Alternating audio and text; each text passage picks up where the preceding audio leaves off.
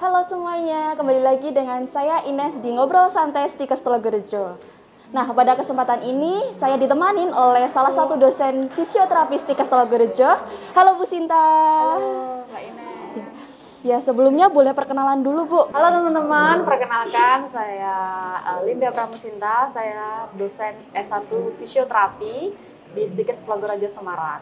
Ya. Ini kan selaku dosen dari S1 Fisioterapi Stikes Telogorejo ya Bu ya. Nah, mungkin teman-teman di luar sana juga belum tahu nih tentang jurusan fisioterapi. Nah, bisa dijelaskan Bu, fisioterapi itu apa? Oke, buat teman-teman di seluruh Indonesia ya yang belum tahu tentang fisioterapi, jadi fisioterapi ini merupakan tenaga kesehatan di mana kita ini sudah diakui secara legal oleh dunia ya. Jadi kita juga sudah di Indonesia juga sudah diakui di Kementerian Kesehatan. Jadi kita sudah terstruktur, ya. Gitu. Memang kita sudah ada jabatannya sendiri. Nah, fisioterapi ini merupakan tenaga kesehatan atau pelayan kesehatan yang menangani khususnya pada fungsi gerak pada tubuh kita. Ya, segala bentuk gangguan di gerak pada tubuh kita ini bisa ditangani oleh fisioterapi. Tetapi sebenarnya fisioterapi tidak hanya berperan pada fungsi gerak saja. Ya, kalau misalkan pada anak-anak kita biasanya juga pada kognitifnya, bahasa dan lain sebagainya.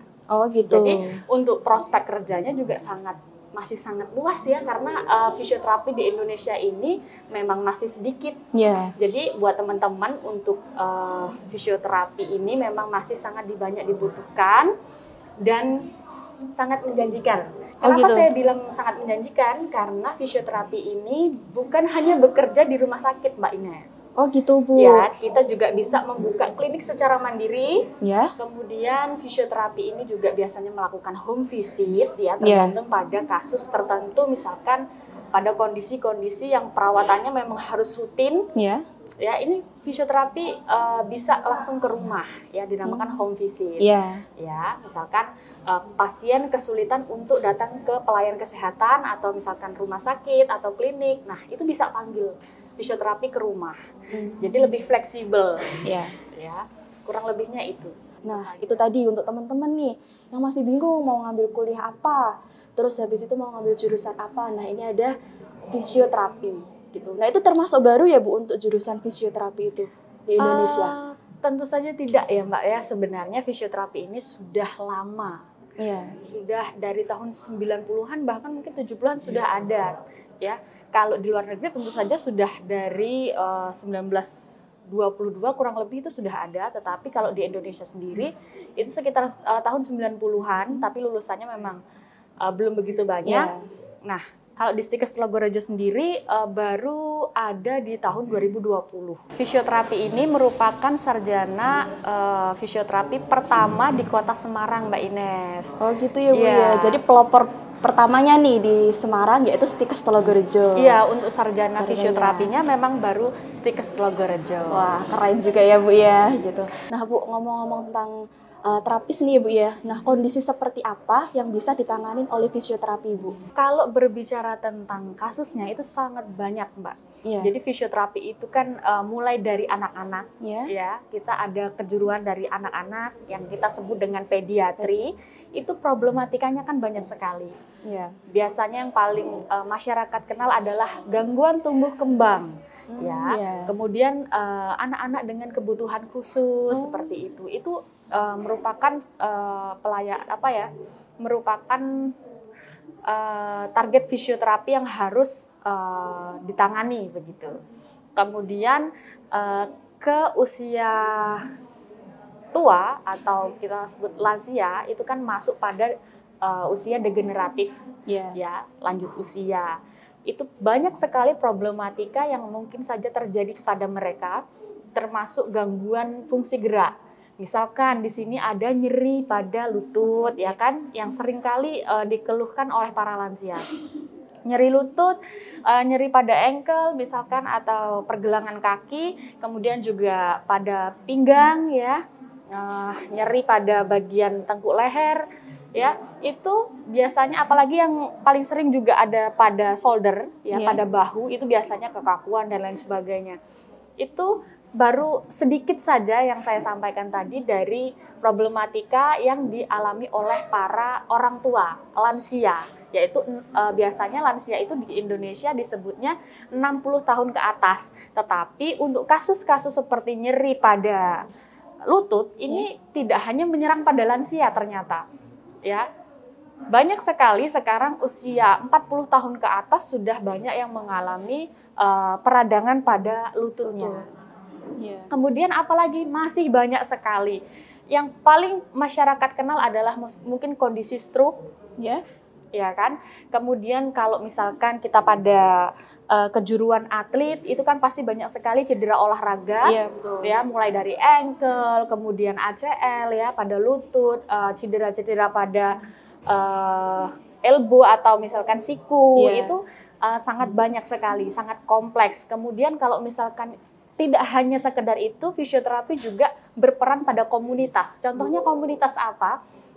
Kita itu ada pembelajaran pada sarjana fisioterapi ini tentang tanggap bencana.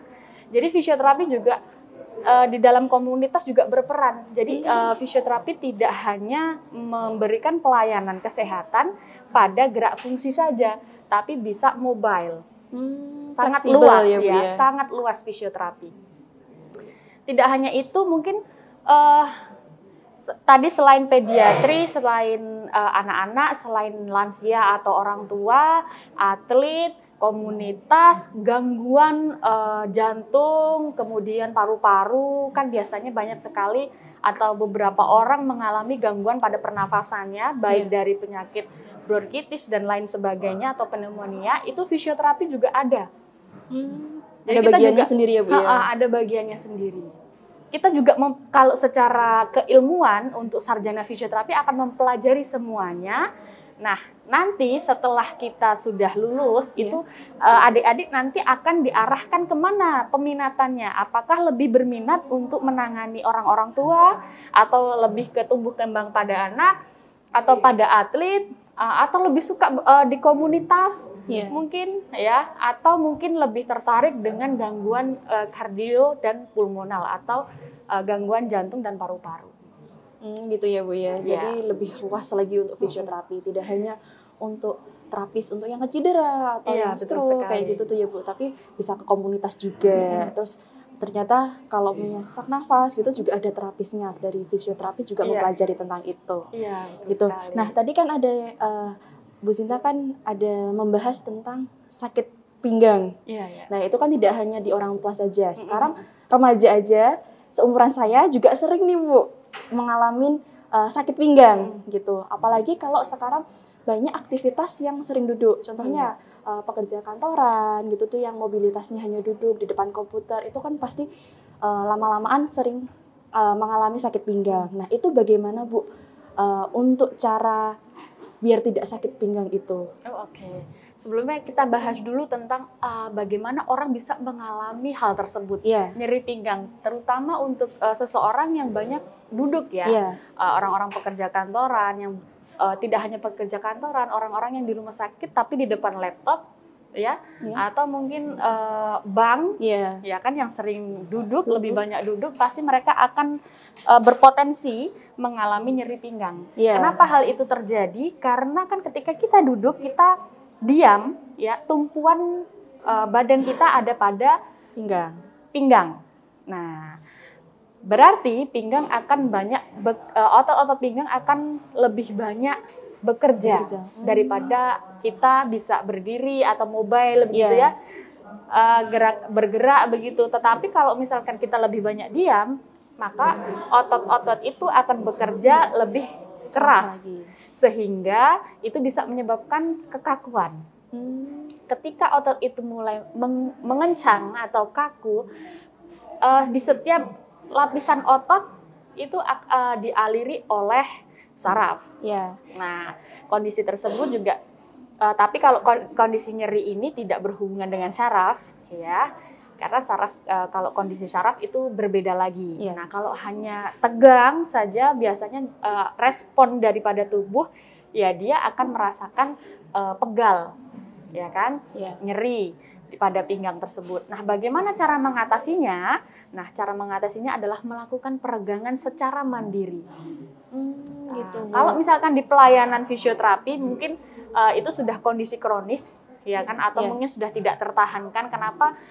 Ketika duduk mau berdiri saya sudah nyeri dan lain sebagainya, itu bisa ke fisioterapi. Tetapi kalau hanya sekedar pegal-pegal saja, buat teman-teman yang bekerja di kantor atau lebih banyak duduk, itu bisa melakukan peregangan secara mandiri. Bisa ya Bu ya sebenarnya. Peregangan secara mandiri itu seperti apa gitu kan? Apa sih manfaatnya? Peregangan itu untuk fleksibilitas otot, ya. Untuk fleksibilitas otot. Jadi ketika otot kita lebih fleksibel, ya kan, maka kerjanya juga akan lebih mudah untuk menjaga kondisi seperti sendi dan tulang. Gitu. Jadi kalau misalkan kita lebih banyak berolahraga, olahraga yang teratur, ya, seperti misalkan stretching, ya, stretching mandiri, baik dilakukan pagi maupun malam sebelum tidur, itu sangat baik. Karena ketika kita melakukan peregangan, stretching, selain yang dinamakan fleksibilitas, ya, tubuh kita lebih untuk bergerak ke segala arah itu kan mudah, namanya fleksibilitas itu fleksibel, gitu kan. Itu juga ketika otot itu meregang, ya, maka peredaran darah itu akan lebih lancar. Kenapa bisa begitu? Karena peredaran darah juga akan mengalami pelebaran, sehingga aliran darah menjadi lancar, kita menjadi lebih rileks. Gitu. Berarti sangat penting ya Bu untuk melakukan peregangan sendiri, dan peregangan itu bisa dilakukan secara mandiri juga. Secara mandiri, Mbak Ines. Gitu. Jadi kalau umumnya teman-teman nih yang banyak duduk gitu tuh, nanti bisa melakukan stretching terlebih dahulu pagi hari atau sebelum tidur gitu ya Bu. Nah, untuk stretchingnya itu apakah seperti biasa kalau seperti mau olahraga gitu atau agak berbeda gitu Bu? Jadi begini Mbak Ines, kalau misalkan namanya stretching itu kan sebaiknya dilakukan di seluruh regio badan kita. Ya, mulai dari leher, bahu, lengan bawah sampai lengan atas, lengan bawah sampai dengan telapak kaki, itu kan ada bagian-bagian tertentu. Regio itu maksudnya bagian siku, bagian pergelangan tangan, bagian bahu. Ya. Ketika kita melakukan peregangan, itu regionya sudah berbeda. Ketika kita melakukan misalkan peregangan pada tangan, ya kan, ini untuk memfleksibilitaskan otot-otot atau melakukan peregangan pada otot-otot yang ada pada lengan bawah, ya. Bagaimana kalau misalkan pada pergelangan tangan, ya itu berbeda lagi, ya kan? Berarti kita harus lebih ke jari-jarinya. Nah, sekarang tujuannya peregangan itu misalkan dilakukan untuk mengurangi nyeri pada pinggang, berarti fokusnya pada daerah pinggang. Tetapi kalau teman-teman ingin melakukan stretching atau peregangan untuk seluruh badan, ya, supaya badannya lebih nyaman, lebih rileks, lebih segar, begitu ya, itu bisa dilakukan dari mulai kepala sampai dengan kaki. Gitu ya Bu ya. Tapi untuk pemanasannya sendiri atau stretchingnya itu sama seperti yang lain. Waktu olahraga itu kayak ada gini gitu ya Bu ya. Ya, gerakannya sebenarnya sama saja. Tetapi catatannya adalah kebanyakan orang-orang itu melakukan gerakan yang tidak tepat. Gitu, ada juga. Misalkan coba Mbak Ines mau melakukan peregangan apa nih? Contohnya Bu, untuk biasanya kan kalau yang sering ngetik itu kan pundaknya yang sakit gitu, soalnya sini kan terlalu tegang gitu ya Bu. Mungkin untuk yang daerah pundak sini. Daerah pundak biasanya. Sekarang kalau saya bilang Mbak Ines harus meregangkan daerah leher. Coba tekuk lehernya ke bawah menggunakan kedua tangannya, dilipat ke belakang. Nah, sekarang kalau saya tanya Mbak Ines, apakah gerakannya sudah betul? Betul nggak kira-kira? Kalau menurut saya sendiri ya Bu ya.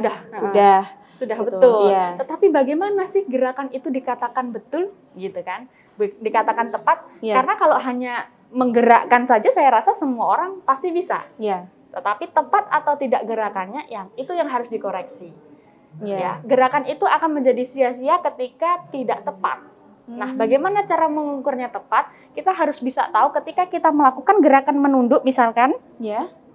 Posisi badan tegak, ya, Kalau misalkan posisi duduk ya, kita tekan ke bawah ya Bu ya, tekan ke bawah sampai dengan rasa ada ketarik di leher. Oh, bagian sininya ya Bu ya. Dari mulai pangkal sampai dengan ya pangkal dekat rambut ini sampai dengan sini.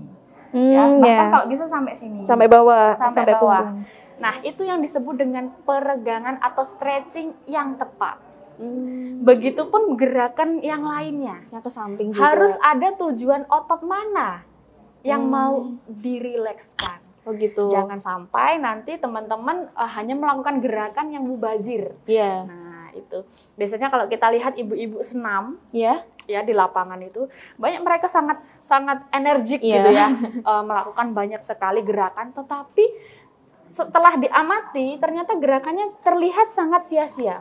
Kenapa ya Mbak, saya itu senam sudah 1 bulan 2 kali tetapi nggak turun berat badannya, terus juga badan saya malah pegel-pegel ataupun tidak terasa manfaatnya. Iya. Karena gerakan yang dilakukan tidak tepat. Oh gitu. Berarti juga sama sih Bu. Jadi kayak lakukan olahraga, tapi kok saya berat badannya juga nggak turun-turun. Oh berarti itu bisa dijadikan kalau itu ternyata olahraganya juga kurang tepat juga, atau peregangan stretchingnya yang kurang tepat juga gitu ya. Berarti kalau stretching itu yang betul berarti kerasa harus tertarik ya Bu ya. Ketika Mbak Ines melakukan sebuah gerakan, Mbak Ines misalkan gerakan pada gerakan menekuk ya. Nah, ini harus ada otot-otot yang terulur. Kalau belum atau cuma gini aja, yang penting udah neken aja. Itu kan gerakan yang sia-sia. Iya. Kadang-kadang kalau neken gini biar nggak kerasa sakit nih Bu. Ini pundaknya ikut ke atas juga gitu. Itu justru yang salah ya kan. Teman-teman tidak akan merasakan manfaatnya di sana. Gitu. Tapi coba teman-teman melakukan peregangan secara tepat dengan cara memberikan tekanan dan rasakan adanya penguluran pada otot daerah yang dilakukan peregangan. Ya, teman-teman akan merasakan rileks. Merasakan ada aliran darah yang lancar, ya, dan saya rasa akan mengembalikan kualitas tidur yang lebih baik. Gitu ya Bu ya. Begitu. Nah untuk teman-teman nih, tadi udah dikasih tahu sama Bu Sinta mengenai gimana sih peregangan yang bagus itu dan stretching yang bagus itu gimana. Nah teman-teman bisa mencobanya di rumah. Jadi kalau olahraga atau melakukan pemanasan, jadi kalau punya rasa sakit nih, nggak apa-apa ditahan sebentar aja ya Bu ya, biar ada manfaatnya juga. Jangan malah biar nggak sakit, itu bahunya diangkat gitu, jangan gitu. Nah untuk teman-teman yang tertarik nih untuk ke fisioterapi, boleh daftar di Stikes Telogorejo Semarang. Karena di Stikes Telogorejo Semarang kita juga lagi buka pendaftaran untuk jurusan S1 fisioterapi gitu. Nah, gimana cara daftarnya? Nanti tinggal daftar online aja melalui website kita, yaitu website stikestelogorejo.ac.id, dan di situ ada link pendaftarannya juga. Gitu. Atau langsung ke sosial media kita ada Instagram, ada TikTok juga. Jadi nanti teman-teman bisa chat lewat situ juga. Gitu. Atau mau main ke Stikes Telogorejo juga boleh ya Bu ya. Boleh sekali. Boleh sekali. Nanti kita akan ajak teman-teman untuk tur kampus juga. Gitu. Nah, sekian untuk ngobrol santai hari ini. Terima kasih semuanya.